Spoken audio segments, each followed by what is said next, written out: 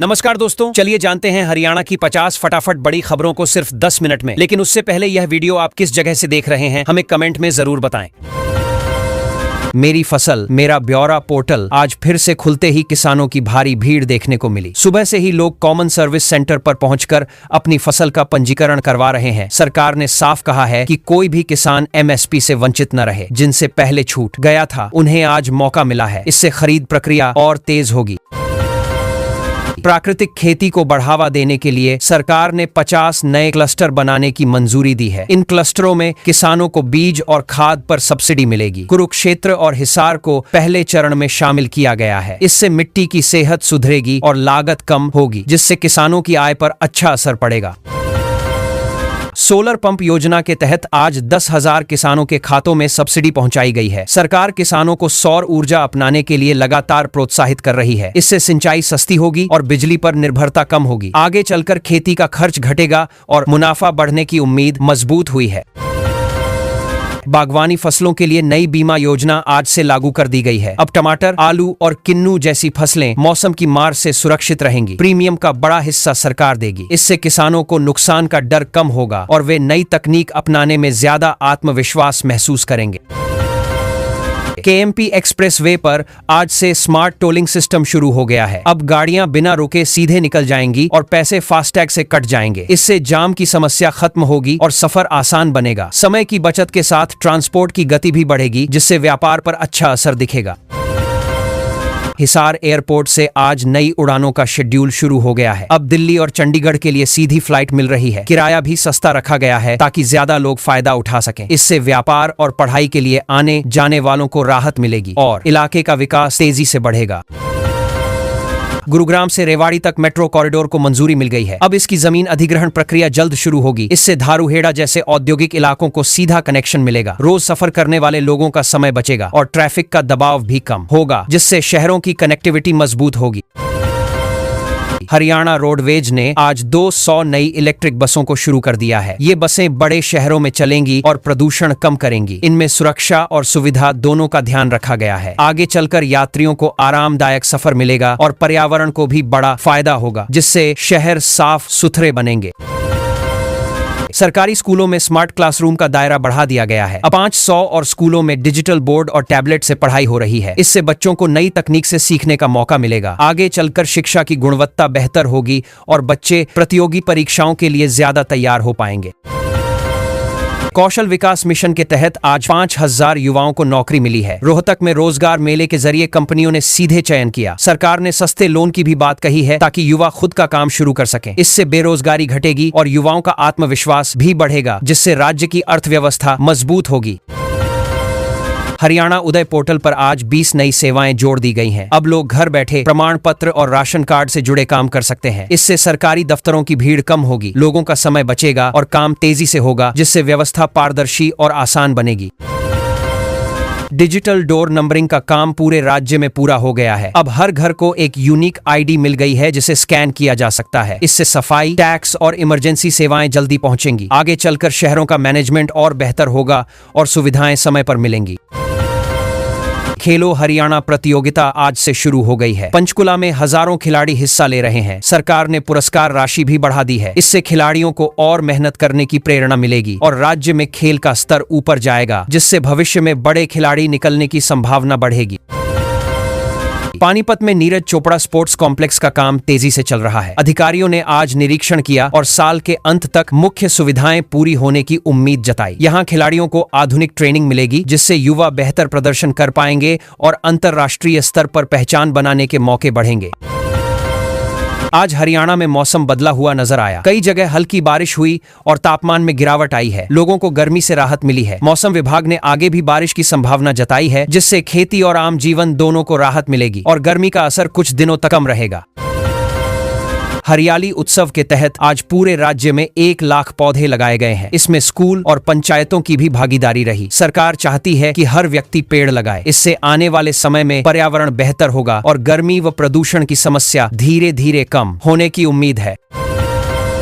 आयुष्मान हरियाणा योजना में 15 नए अस्पताल जोड़े गए हैं। अब गरीब परिवारों को और जगहों पर मुफ्त इलाज मिलेगा। खासकर गंभीर बीमारियों के मरीजों को राहत मिलेगी। इससे इलाज के लिए दूर जाने की जरूरत कम होगी और स्वास्थ्य सेवाएं लोगों के करीब पहुंचेंगी। वृद्धावस्था पेंशन में बढ़ोतरी का आदेश आज जारी कर दिया गया है। अब बुजुर्गों के खातों में ज्यादा राशि आने लगेगी। यह पैसा सीधे परिवार पहचान पत्र से जुड़ा रहेगा। इससे बुजुर्गों को आर्थिक सहारा मिलेगा और उन्हें रोजमर्रा की जरूरतें पूरी करने में आसानी होगी।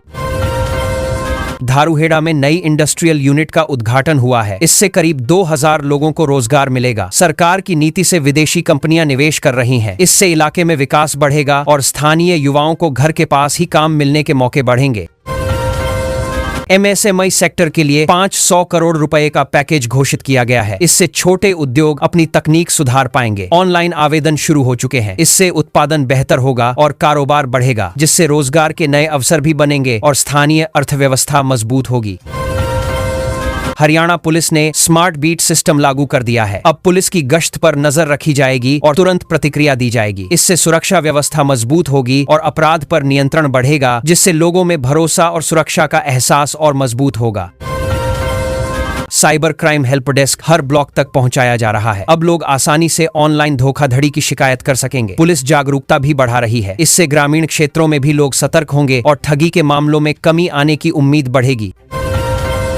मुख्यमंत्री आवास योजना के तहत 500 फ्लैटों का आवंटन किया गया है। मध्यम वर्ग के लोगों को सस्ते घर मिले हैं। इससे कई परिवारों का घर का सपना पूरा हुआ। आगे और प्रोजेक्ट आने से ज्यादा लोगों को फायदा मिलेगा और शहरी आवास की समस्या कम होगी।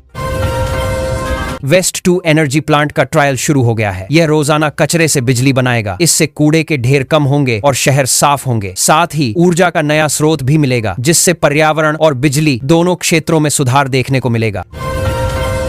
कुरुक्षेत्र को विश्व स्तरीय पर्यटन स्थल बनाने की योजना पर काम शुरू हो गया है। लाइट एंड साउंड शो और नए प्रोजेक्ट शुरू किए गए हैं। इससे पर्यटकों की संख्या बढ़ेगी और स्थानीय लोगों को रोजगार मिलेगा, जिससे पूरे क्षेत्र का आर्थिक विकास तेज होगा। आज हरियाणा के कई जिलों में मौसम अचानक बदल गया। गुरुग्राम, फरीदाबाद, रेवाड़ी समेत 8 जिलों में येलो अलर्ट जारी हुआ। तेज हवाएं और बादल आने से तापमान गिरा और लोगों को गर्मी से राहत मिली। मौसम विभाग ने अगले 48 घंटे में बारिश और ओलावृष्टि की संभावना जताई है, जिससे गर्मी फिलहाल कम रह सकती है। आज नीट उग 2026 परीक्षा के लिए हरियाणा के कई शहरों में कड़ी सुरक्षा देखने को मिली। रोहतक, गुरुग्राम और कुरुक्षेत्र में छात्र समय से पहले केंद्र पहुंचे। प्रशासन ने धारा 144 लागू की और नकल रोकने के लिए बायोमेट्रिक और जैमर लगाए। इससे परीक्षा शांतिपूर्ण तरीके से कराने पर पूरा फोकस रखा गया। हरियाणा सरकार ने मुख्यमंत्री तीर्थ दर्शन योजना का नया चरण शुरू कर दिया है। बुजुर्गों को अयोध्या और वाराणसी जैसी जगहों की मुफ्त यात्रा कराई जाएगी। इसके लिए बस और ट्रेन की व्यवस्था की गई है। पहले आओ पहले पाओ के आधार पर चयन हो रहा है, जिससे बुजुर्गों में उत्साह बढ़ा है। हरियाणा रोडवेज में 500 नई इलेक्ट्रिक बसें शामिल करने की तैयारी पूरी हो गई है। ये बसें खासकर NCR क्षेत्रों में चलेंगी। बसों में GPS, CCTV और पैनिक बटन जैसी सुविधाएं होंगी। सरकार का लक्ष्य प्रदूषण कम करना और 2027 तक परिवहन को पूरी तरह पर्यावरण के अनुकूल बनाना है। मेरा पानी मेरी विरासत योजना के तहत किसानों को प्रोत्साहन राशि दी जा रही है। धान छोड़कर दूसरी फसल उगाने पर 7 रुपए प्रति एकड़ मिल रहे हैं। आज 20 से ज्यादा किसानों के खाते में पैसा भेजा गया। इससे भूजल स्तर बचाने और खेती में बदलाव लाने की कोशिश हो रही है।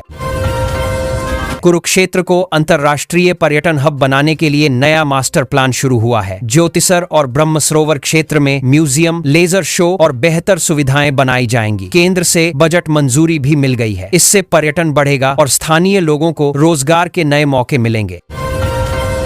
खेल नर्सरी योजना के तहत 100 नए कोचों की नियुक्ति की गई है। ये कोच कुश्ती, बॉक्सिंग और एथलेटिक्स में खिलाड़ियों को ट्रेनिंग देंगे। सरकार का लक्ष्य गांव स्तर से खिलाड़ियों को तैयार करना है, ताकि वे अंतर्राष्ट्रीय स्तर पर अच्छा प्रदर्शन कर सकें और हरियाणा की खेल पहचान मजबूत बनी रहे।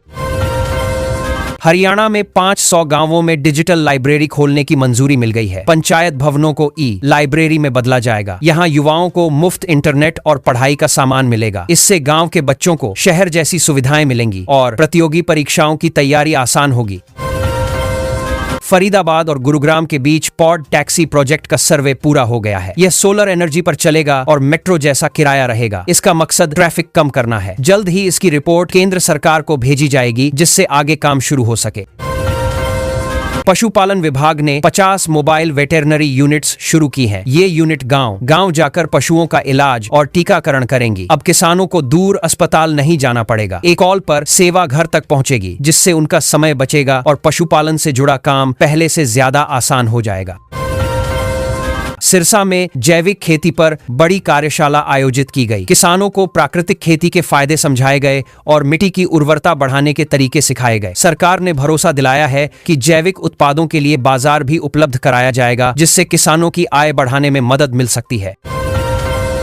हरियाणा पुलिस ने हरियाणा कवच अभियान शुरू किया है। इसमें लोगों को साइबर ठगी से बचने के तरीके बताए जा रहे हैं। स्कूलों और सोसाइटी में जागरूकता कार्यक्रम हो रहे हैं। साथ ही एक नया हेल्पलाइन नंबर भी जारी किया गया है, जिससे लोग तुरंत अपनी शिकायत दर्ज कर सकें और समय पर मदद मिल सके। हिसार एयरपोर्ट से उड़ान शुरू करने की तैयारी तेज हो गई है। टर्मिनल और सुरक्षा से जुड़े काम लगभग पूरे हो चुके हैं। जल्द ही दिल्ली, चंडीगढ़ और जयपुर के लिए फ्लाइट शुरू होने की उम्मीद है, जिससे लोगों को यात्रा में सुविधा मिलेगी और क्षेत्र का कनेक्शन भी बेहतर होगा। सोनीपत में स्पोर्ट्स गुड्स मैन्युफैक्चरिंग क्लस्टर बनाने की योजना को मंजूरी मिल गई है। यहां खेल उपकरण बनाने वाली कंपनियों को सुविधाएं दी जाएंगी। इससे स्थानीय उद्योग को बढ़ावा मिलेगा और हजारों युवाओं के लिए रोजगार के नए मौके तैयार हो सकते हैं। राशन कार्ड की KYC प्रक्रिया तेज कर दी गई है। सभी लोगों को 30 जून तक यह प्रक्रिया पूरी करने के लिए कहा गया है। राशन डिपो पर विशेष व्यवस्था की गई है, खासकर बुजुर्गों की मदद के लिए। इससे यह सुनिश्चित किया जा रहा है कि सही लोगों को ही सरकारी राशन का लाभ मिल सके। रोहतक में स्टार्टअप एक्सपो आयोजित किया गया, जहां युवा अपने नए आइडिया लेकर पहुंचे। कई निवेशकों ने इन प्रोजेक्ट्स में रुचि दिखाई और कुछ को फंडिंग का भरोसा भी मिला। इससे युवाओं को खुद का काम शुरू करने के लिए प्रेरणा मिल रही है और नए अवसर बनने की उम्मीद बढ़ी है।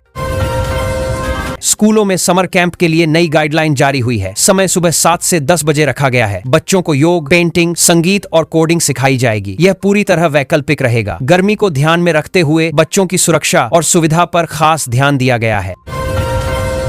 HSVP ने नया ऑक्शन पोर्टल लॉन्च किया है। अब लोग मोबाइल से भी प्लॉट और प्रॉपर्टी की नीलामी में भाग ले सकेंगे। इसमें AI का इस्तेमाल किया गया है ताकि धोखाधड़ी रोकी जा सके। इससे पारदर्शिता बढ़ेगी और आम लोगों का भरोसा मजबूत होगा।